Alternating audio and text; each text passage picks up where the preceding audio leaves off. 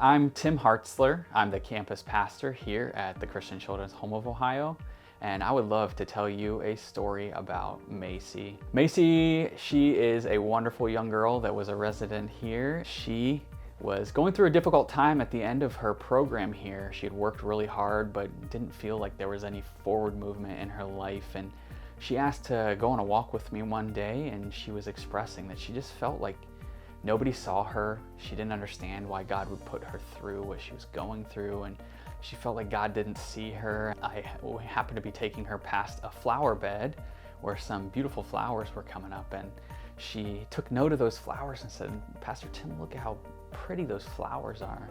So I asked Maci, I said, "Who do you think made those flowers?" And she thought about it for a minute, and she said, "Well, I think God made those flowers." And I said, "Yeah, why would God make those flowers?" And she paused and she said, "Well, maybe because he wanted to make beautiful things for us." And she kind of smiled as she thought about that, and I was like, yes, absolutely. Of course, God is revealing something about himself and that he has given us beautiful things. And so then we continued our walk and we continued our talk, and I asked her about the sunrise. And here at CCHO, we have some of the most beautiful sunrises out here in the country. And we get beautiful sunsets, and I asked her about that, and I said, God is painting beauty all over this world for us. And we got back to the cottage later, and I'm going to share a verse that we read together. It comes from Romans chapter 1, and it says, "For what can be known about God is plain to them, because God has shown it to them.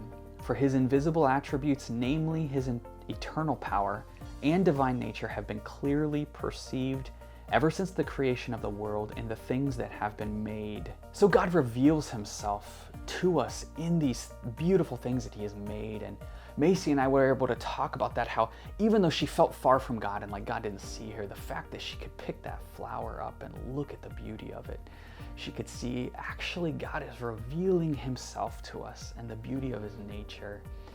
And so she thanked me for that time, and we were able to pray, and it was just a very touching moment where she was able to realize that God actually tangibly speaks to us through his word and through the things that we see and the people that he sends into our lives. So as you are watching this, I would ask that you would consider that you have an opportunity on Giving Tuesday to be that tangible voice of God into the life of somebody here at CCHO potentially.